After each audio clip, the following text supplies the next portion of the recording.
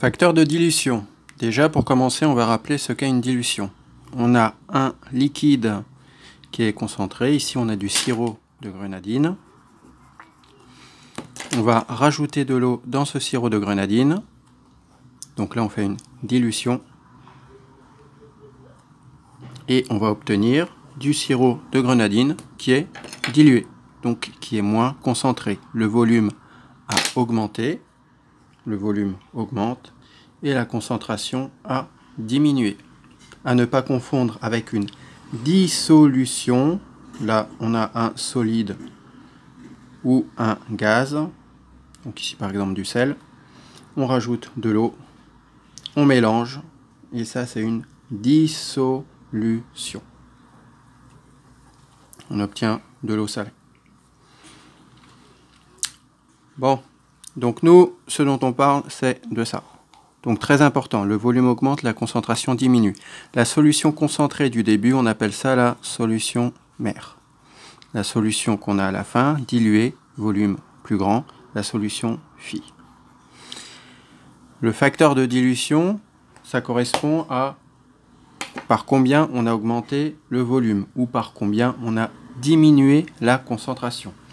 Donc, deux formules, facteur de dilution est égal à volume phi sur volume mère, ou facteur de dilution égale concentration mère sur concentration phi.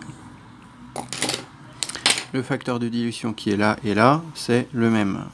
Facteur de dilution, c'est un nombre qui est toujours supérieur à 1. Très important ça.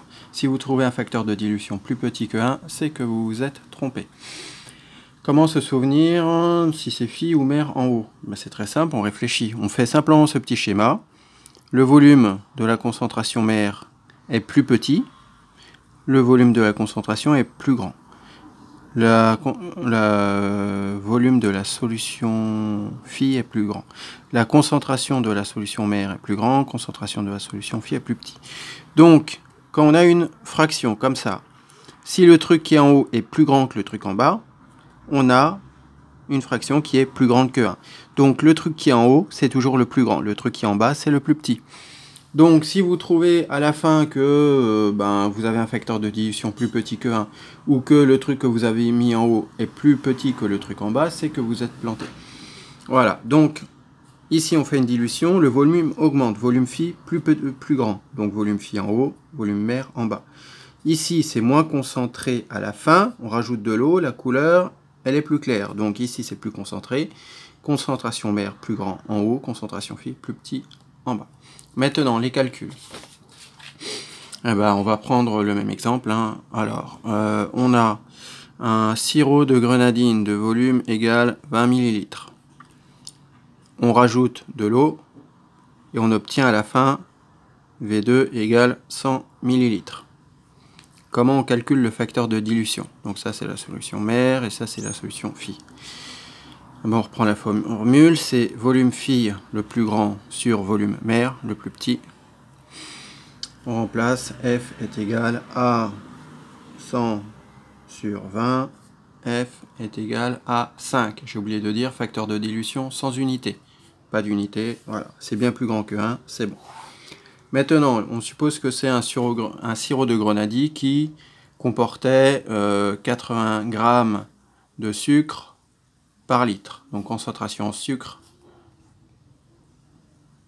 80 g par litre pour la solution mère. Et on cherche la concentration de la solution phi. Comment on fait? Le facteur de dilution, c'est concentration mère, c'est le plus grand sur concentration phi. On dilue, donc la concentration diminue, concentration phi plus petit que concentration mère.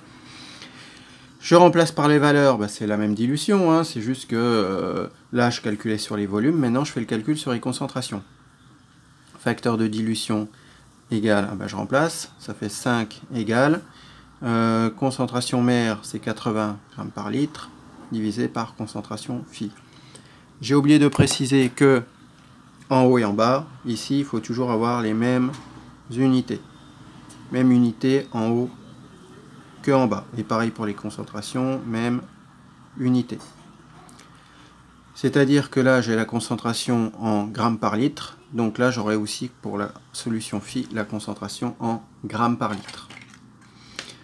Alors maintenant, pour calculer ça, alors si je suis un autiste du calcul, on fait un produit en croix, on divise par 1, ça change rien. Ça, c'est égal à ça fois ça divisé par ça.